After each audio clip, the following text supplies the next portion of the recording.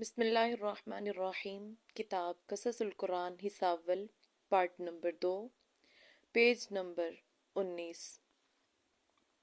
تاہم اس جگہ یہ حقیقت ضرور پیش نظر رہنی چاہیے کہ انسان اول جو کہ موجودہ نسل انسان کا باوا آدم ہے، خواہ ارتقائی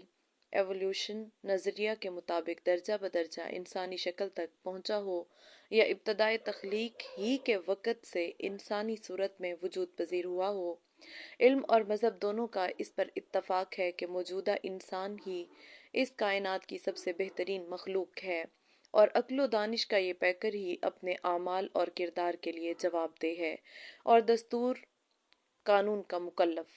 یا اس طرح تعبیر کر لیجئے کہ انسانی کردار اور اس کے علمی و عملی نیز اخلاقی عوامل و محرکات کے پیش نظر اس بات کی کوئی اہمیت نہیں ہے کہ اس کی تخلیق و تکوین اور عالم وجود میں آنے کی تفصیلات کیا ہیں، بلکہ اہمیت کا موقف یہ ہے کہ اس عالم کون و مکان میں اس کا وجود یوں ہی بے معنی اور بے مقصد وجود میں آیا ہے، یا اس کی ہستی اپنے اندر عظیم مقصد لے کر وجود پذیر ہوئی ہے، کیا اس کے افعال و اقوال اور کردار گفتار کے اثرات لا یعنی ہیں، کیا اس کی مادی اور روحانی قدریں سب کی سب مہمل اور بے نتیجہ ہیں، یا بیش بہا ثمرات کی حامل اور پر از حکمت ہیں، اور کیا اس کی زندگی اپنے اندر کوئی روشن تابناک حقیقت رکھتی ہے یا تیرا و تاریک مستقبل کا پتہ دیتی ہے، اور اس کا ماضی اور حال اپنے مستقبل سے بے بہرا ہے۔ پس اگر ان حقائق کا جواب نفی میں نہیں بلکہ اس بات میں ہے، تو پھر قدرتی طور پر یہ تسلیم کرنا ہی ہوگا کہ اس کی کیفیت پیدائش پر بحث کی جائے، اس کے وجود کے مقصد پر پوری نگاہ رکھی جائے، اور یہ تسلیم کیا جائے کہ اس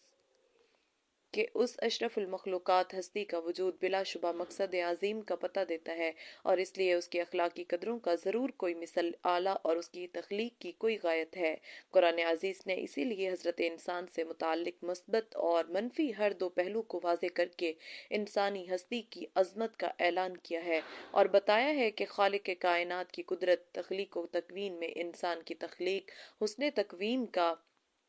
درجہ رکھتی ہے، اور اسی وجہ سے وہ تمام کائنات کا مقابلہ میں تکریم و تعظیم کا مستحق ہے، اور اپنے حسن تقویم اور لائق تکریم ہونے کی بنا پر بلا شبہ وہی امانت الہی کا علم بردار ہو کر خلیفۃ اللہ کے منصب پر فائز ہونے کا حق رکھتا ہے،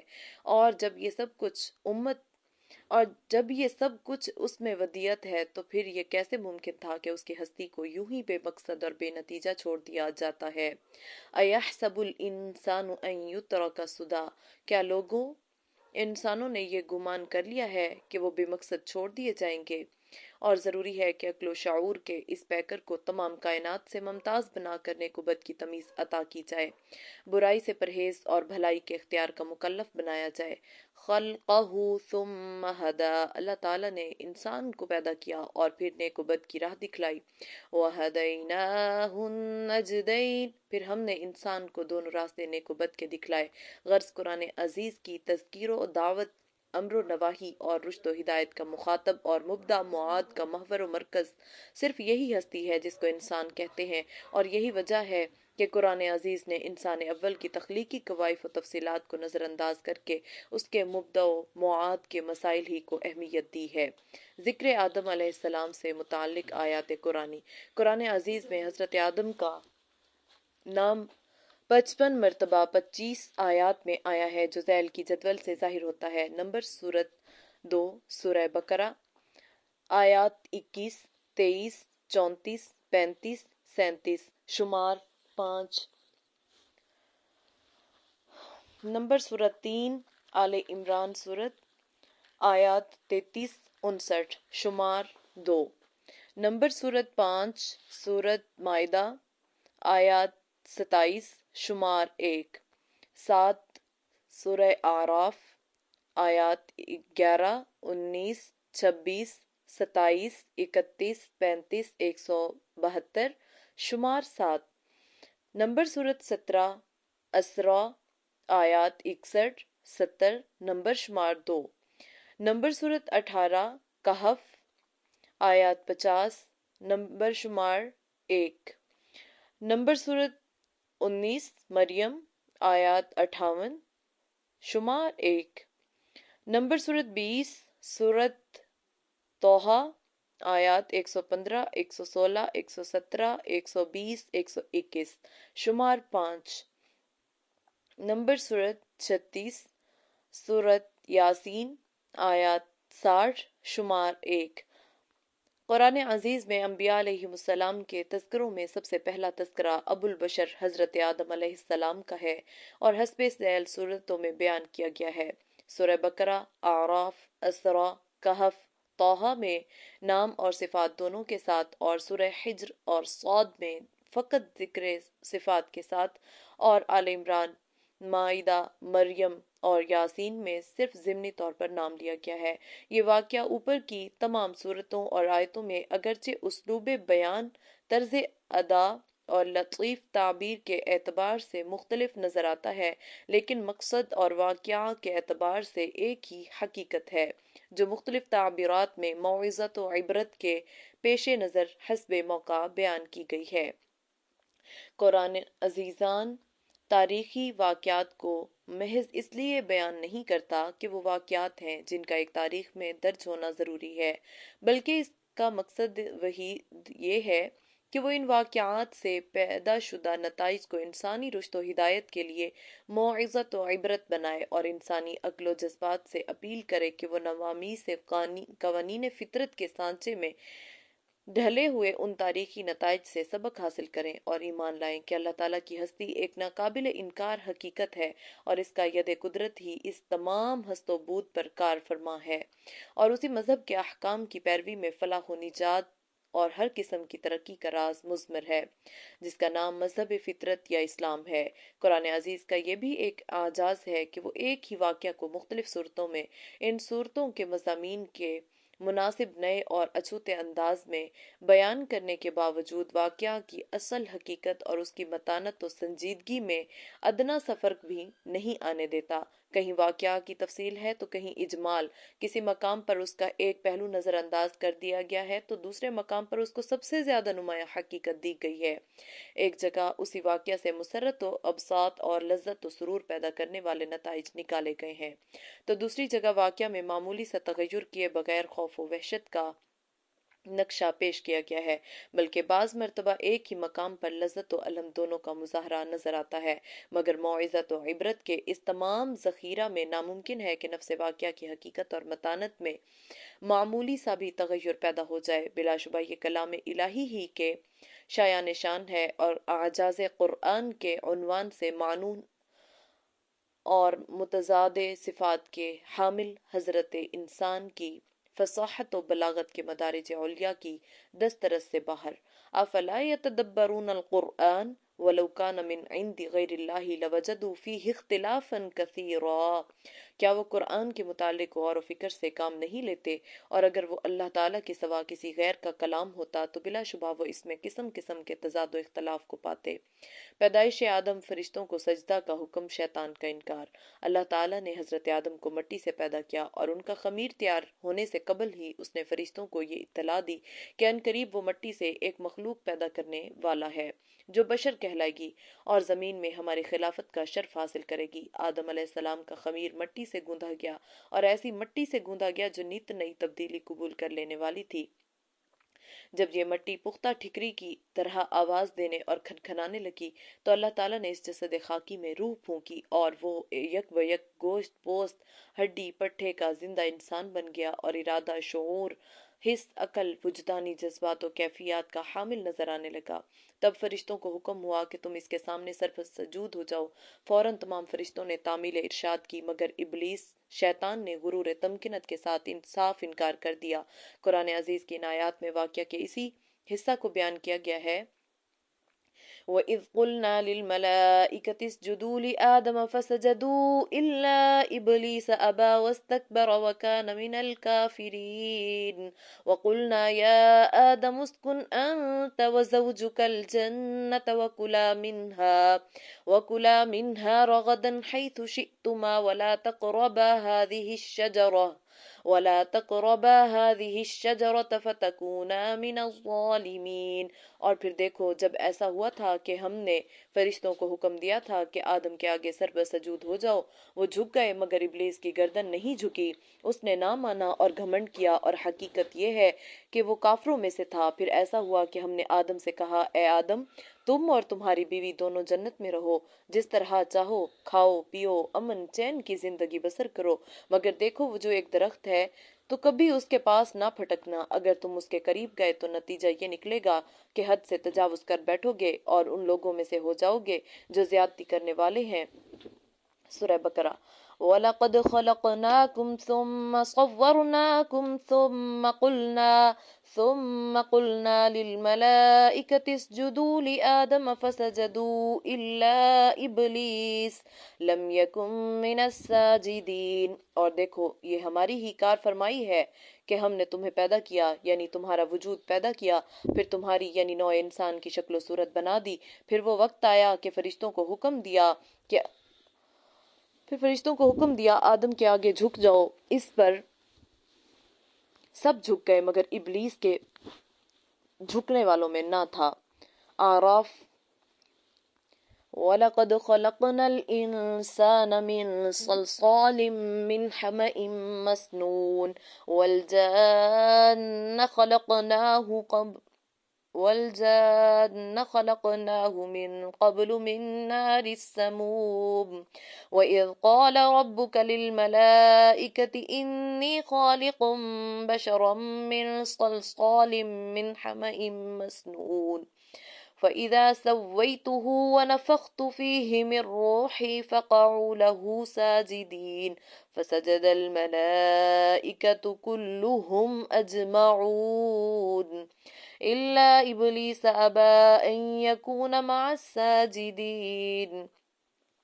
اور بلا شبہ یہ واقعی ہے کہ ہم نے انسان کو خمیر اٹھے ہوئے گارے سے بنایا جو سوکھ کر بجنے لگتا ہے، اور ہم نے جن کو اس سے پہلے جلتی ہوئی ہوا کی گرمی سے پیدا کر چکے تھے۔ اور اے پیغمبر جب ایسا ہوا تھا کہ تیرے پروردگار نے فرشتوں سے کہا تھا، میں خمیر اٹھے ہوئے گارے سے جو سوکھ کر بجنے لگا ہے ایک بشر پیدا کرنے والا ہوں، یعنی نوع انسانی پیدا کرنے والا ہوں، تو جب ایسا ہو کہ میں اسے درست کر دوں، یعنی وہ وجود تکمیل کو پہنچ جائے اور اس میں اپنی روح پھونک دوں، تو چاہیے کہ تم سب اس کے آگے سر بسجود ہو جاؤ۔ جتنے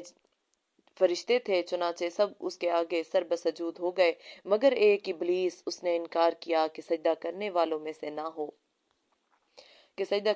میں سے ہو، اس نے انکار کیا۔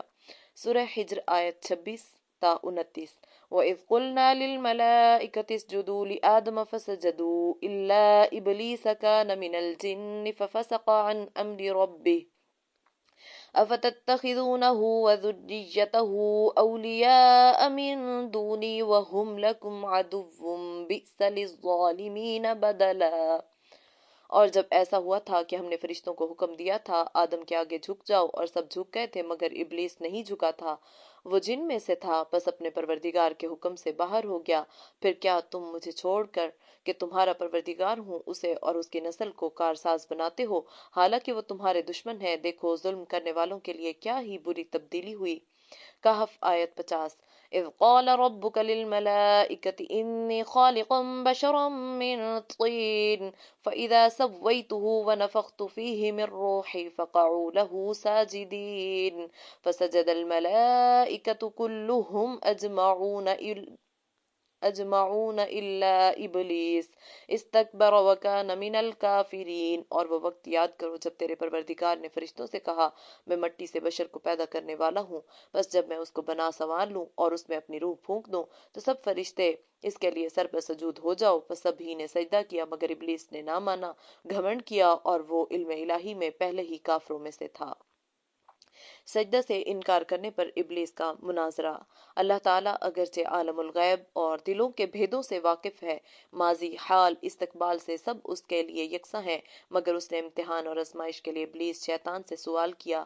ما منعک الا تسجد اذ امرتک، کس بات نے تجھے جھکنے سے روکا جبکہ میں نے حکم دیا تھا؟ ابلیس نے جواب دیا، انا خیر منہ خلقتنی من نار وخلقتہ من طین، اس بات نے کہ میں آدم سے بہتر ہوں کہ تو نے مجھے آگ سے پیدا کیا، اسے مٹی سے۔ شیطان کا مقصد یہ تھا کہ میں آدم سے افضل ہوں اس لیے کہ تو نے مجھ کو آگ سے بنایا ہے، اور آگ بلندی اور رفعت چاہتی ہے، اور آدم مخلوق خاکی، بھلا خاک کو آگ سے کیا نسبت؟ اے خدا، پھر یہ تیرا حکم کہ ناری خاکی کو سجدہ کرے کیا انصاف پر مبنی ہے؟ میں ہر حالت میں آدم سے بہتر ہوں، لہٰذا وہ مجھے سجدہ کرے، نہ کہ میں اس کے سامنے سر بسجود ہوں۔ مگر بدبخت شیطان اپنے غرور و تکبر میں یہ بھول گیا کہ جب تو اور آدم دونوں خدا کی مخلوق ہو تو مخلوق کی حقیقت خالق سے بہتر خود وہ مخلوق بھی نہیں جان سکتی۔ وہ اپنی تمکنت اور گھمنڈ میں یہ سمجھنے سے قاصر رہا کہ مرتبہ کی بلندی پستی اس مادہ کی بنا پر نہیں ہے جس سے کسی مخلوق کا خمیر تیار کیا گیا، بلکہ اس کی ان صفات پر ہے جو خالق کائنات نے اس کے اندر ودیت کی ہے۔ بہرحال شیطان کا جواب چونکہ غرور تکبر کی جہالت پر مبنی تھا، اس لیے اللہ تعالیٰ نے اس پر واضح کر دیا کہ جہالت سے پیدا شدہ کبر و نخوت نے تجھ کو اس قدر اندھا کر دیا کہ تو اپنے خالق کے حقوق اور احترام خالقیت سے بھی منکر ہو گیا، اس لیے مجھ کو ظالم قرار دیا، اور یہ نہ سمجھا کہ تیری جہالت نے تجھ کو حقیقت کے سمجھنے سے درماندہ و عاجز بنا دیا۔ بس تو اب اس سرکشی کی وجہ سے ابدی ہلاکت کا مستحق ہے، اور یہی تیرے عمل کی قدرتی پاداش ہے۔ ابلیس کی طلب مہلت۔ ابلیس نے جب دیکھا کہ خالق کائنات کے حکم کی خلاف ورزی، تکبر و رعونت اور خدا تعالیٰ پر ظلم کے الزام نے ہمیشہ کے لیے مجھ کو رب العالمین کی آغوش رحمت سے مردود اور جنت سے محروم کر دیا، تو توبہ اور ندامت کی جگہ اللہ تعالیٰ نے یہ استدعا کی کہ تا قیامت مجھ کو مہلت عطا کر اور اس طویل مدت کے لیے میری زندگی کی رسی کو دراز کر دے۔ حکمت الہی کا تقاضا بھی یہی تھا، لہٰذا اس کی درخواست منظور کر لی گئی۔ یہ سن کر اب اس نے پھر ایک مرتبہ اپنی شیطانیت کا مظاہرہ کیا۔ کہنے لگا، جب تو نے مجھ کو راندہ درگاہ کر ہی دیا تو جس آدم کی بدولت مجھے یہ رسوائی نصیب ہوئی ہے،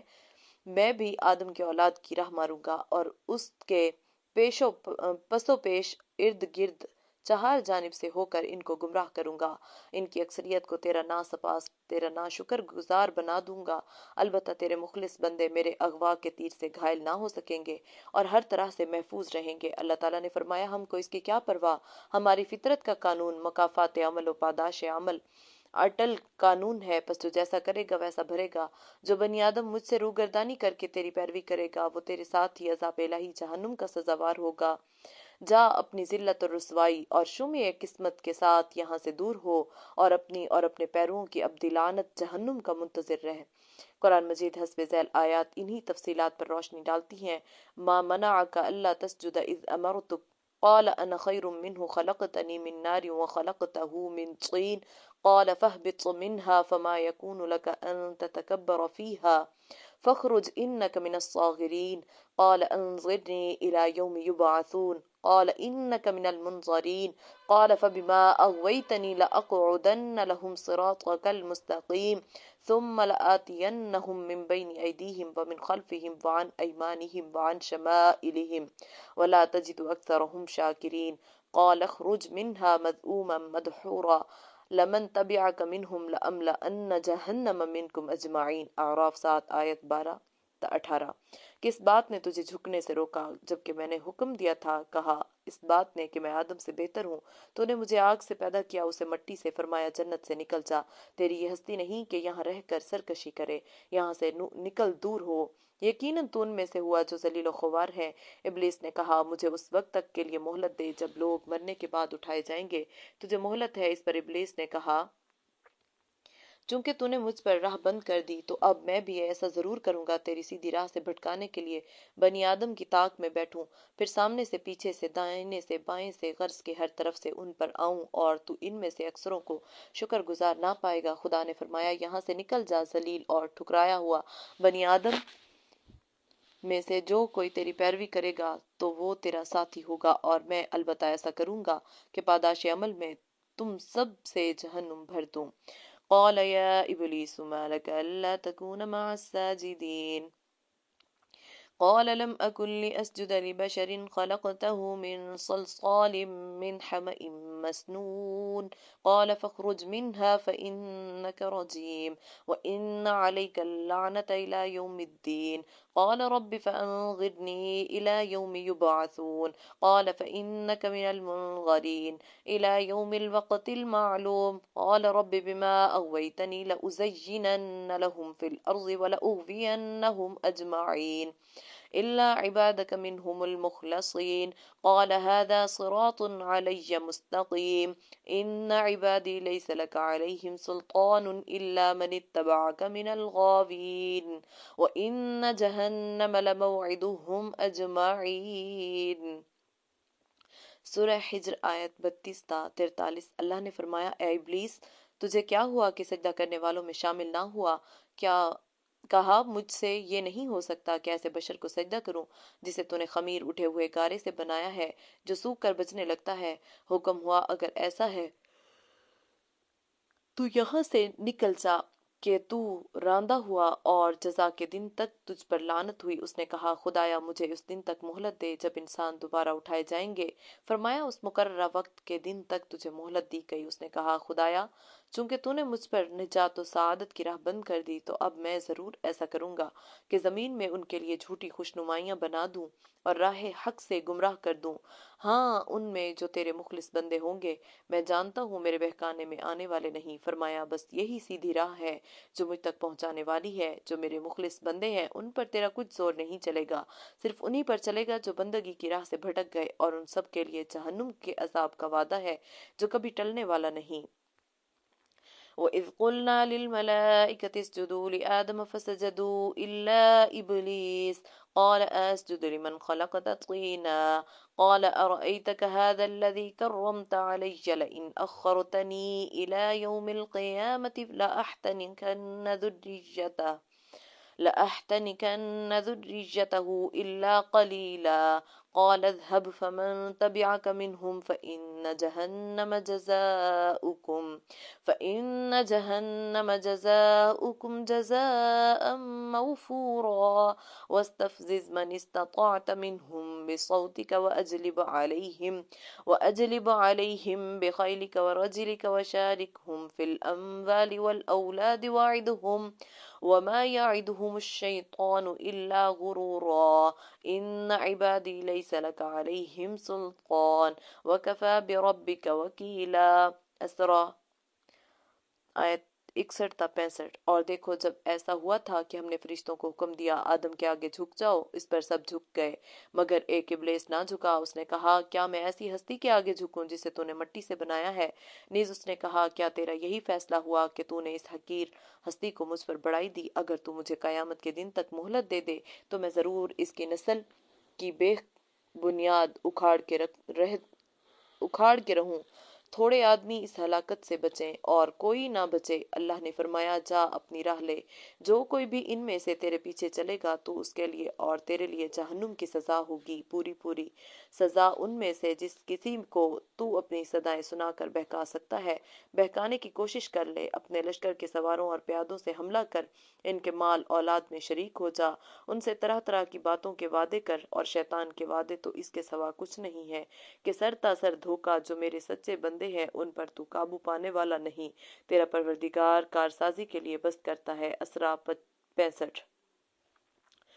قال يا إبليس ما منعك أن تسجد لما خلقت بيدي استكبرت أم كنت من العالين قال أنا خير منه خلقتني من نار وخلقته من طين قال فاخرج منها فإنك رجيم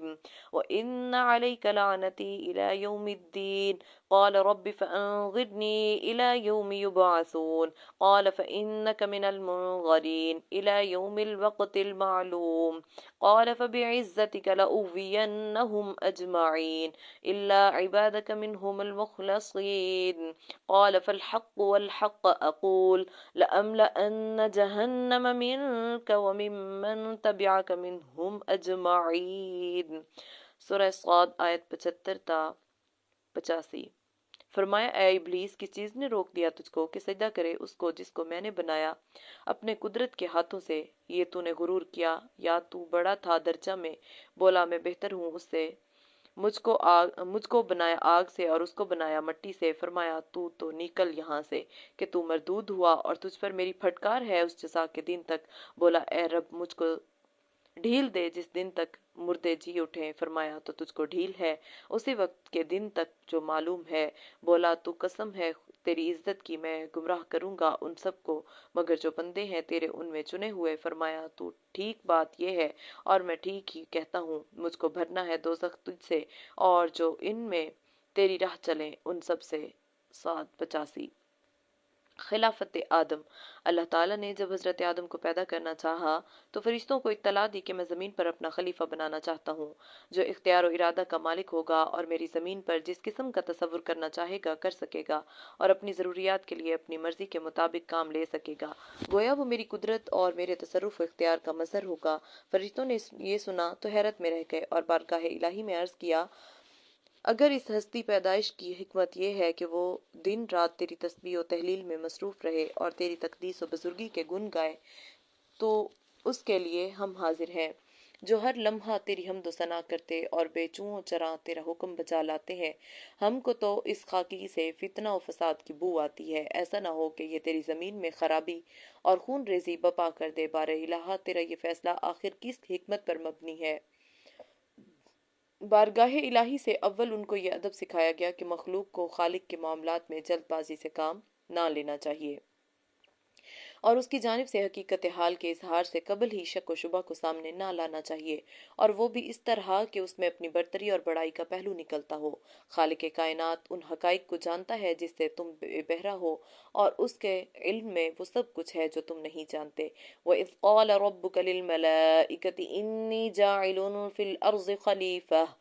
قالوا أتجعل فيها من يفسد فيها ويسفك الدماء ونحن نسبح بحمدك ونقدس لك قال إني أعلم ما لا تعلمون۔ بقرہ 30۔ اور جب ایسا ہوا تھا کہ تمہارے پروردگار نے فرشتوں سے کہا تھا میں زمین میں ایک خلیفہ بنانے والا ہوں، فرشتوں نے کہا کیا ایسی ہستی کو خلیفہ بنایا جا رہا ہے جو زمین میں خرابی پھیلائے گی اور خون ریزی کرے گی؟ حالانکہ ہم تیری حمد و ثنا کرتے ہیں، تیری پاکی و قدوسی کا اقرار کرتے ہیں کہ تیری مشیت برائی سے پاک، تیرا کام نقصان سے منزہ ہے۔ اللہ نے کہا میری نظر جس حقیقت پر ہے تمہیں اس کی خبر نہیں۔ تعلیم آدم اور فرشتوں کا اقرار عجز۔ یہ سمجھنا سخت غلطی ہے کہ اس مقام پر فرشتوں کا سوال اس لیے تھا کہ وہ اللہ تعالیٰ سے مناظرہ یا اس کے فیصلہ کے متعلق موشکافی کریں، بلکہ وہ آدم کی تخلیق کا سبب معلوم کرنا چاہتے تھے اور یہ کہ اس کے خلیفہ بنانے میں کیا حکمت ہے۔ ان کی خواہش تھی کہ اس حکمت کا راز ان پر بھی کھل جائے، اس لیے ان کے طرز ادا اور تعبیر مقصد میں کوتاہی پر تنبیہ کے بعد اللہ تعالیٰ نے یہ پسند فرمایا کہ ان کے اس سوال کا جواب جو بظاہر حضرت آدم کی تحقیر پر مبنی ہے، عمل و فعل کے ذریعہ اس طرح دیا جائے کہ ان کو خود بخود آدم کی برتری اور حکمت عملی الہی کی بلندی اور رفعت کا نہ صرف اعتراف کرنا پڑے بلکہ اپنی درماندگی اور عجز کا بھی بدیہی طور پر مشاہدہ ہو جائے۔ لہٰذا حضرت آدم کو اپنی سب سے عظیم المرتب صفت علم سے نوازا اور ان کو علم اشیاء عطا فرمایا، اور پھر فرشتوں کے سامنے پیش کر کے ارشاد فرمایا کہ تم ان اشیاء کے متعلق کیا علم رکھتے ہو؟ وہ لا علم تھے، کیا جواب دیتے؟ مگر چونکہ بارگاہ سمدیت سے قرب رکھتے تھے، سمجھ گئے کہ ہمارا امتحان مقصود نہیں ہے، کیونکہ اس سے قبل ہم کو ان کا علم ہی کب دیا گیا ہے کہ آزمائش کی جاتی، بلکہ یہ تنبیہ مقصود ہے کہ خلافت الہیہ کا مدار کثرت تسبیح و تحلیل اور تقدیس و تمجید پر نہیں بلکہ صفت علم پر ہے، اس لیے کہ ارادہ و اختیار، قدرت تصرف اور قدرت اختیار، یا دوسرے الفاظ میں یوں کہیے کہ حکومت ارضی صفت علم کے بغیر ناممکن ہے۔ پس جب کہ آدم علیہ السلام کو اللہ تعالیٰ نے اپنی صفت علم کا مظہر اتم بنایا ہے تو بلا شبہ وہی خلافت ارضی کا مستحق ہے، نہ کہ ہم، اور حقیقت بھی یہ ہے کہ ملائکۃ اللہ چونکہ اپنی خدمات مفوضہ کے علاوہ ہر قسم کی دنیاوی خواہشوں اور ضرورتوں سے بے نیاز ہیں، اس لیے وہ ان کے علم سے بھی ناآشنا ہیں اور ناآشنا تھے۔ آدم کو چونکہ ان سے واسطہ پڑھنا تھا، اس لیے ان کا علم اس کے لیے ایک فطری امر تھا جو رب العالمین کی ربوبیت کاملہ کی بخشش و عطا سے عطا ہوا، اور اس کو وہ سب کچھ بتا دیا گیا جو اس کے لیے ضروری تھا۔ وَعَلَّمَ آدَمَ الْأَسْمَاءَ كُلَّهَا ثُمَّ عَرَضَهُمْ عَلَى الْمَلَائِكَةِ فقال أنبئوني بأسماء هؤلاء إن كنتم صادقين قالوا سبحانك لا علم لنا إلا ما علمتنا إنك أنت العليم الحكيم قال يا آدم أنبئهم بأسمائهم فلما أنبأهم بأسمائهم قال ألم أقل لكم إني أعلم غيب السماوات والأرض وأعلم ما تبدون وما كنتم تكتمون۔ پھر جب ایسا ہوا کہ مشیت الہی نے جو کچھ چاہا تھا ظہور میں آ گیا، اور آدم نے یہاں تک معنوی ترقی کی کہ تعلیم الہی سے تمام چیزوں کے نام معلوم کر لیے، تو فرشتوں کے سامنے وہ تمام حقائق پیش کر دیے اور فرمایا اگر تم اپنے شبہ میں درستی پر ہو تو بتلاؤ ان حقائق کے نام کیا ہیں۔ فرشتوں نے عرض کی خدایا ساری پاکیاں اور بڑائیاں تیرے ہی لیے ہیں، ہم تو اتنا ہی جانتے ہیں جتنا تو نے ہمیں سکھلا دیا ہے، علم تیرا علم ہے اور حکمت تیری حکمت۔ جب فرشتوں نے اس طرح اپنے عجز کا اعتراف کر لیا تو حکم الہی ہوا اے آدم تم اب فرشتوں کو ان حقائق کا نام بتلا دو۔ جب آدم نے بتلا دیے تو اللہ نے فرمایا کیا میں نے تم سے نہیں کہا تھا کہ آسمان و زمین کے تمام غیب مجھ پر روشن ہے، اور جو کچھ تم ظاہر کرتے ہو وہ بھی میرے علم میں ہے، اور جو کچھ تم چھپاتے ہو وہ بھی مجھ سے مخفی نہیں۔ سورہ بقرہ آیت 31 تا 33۔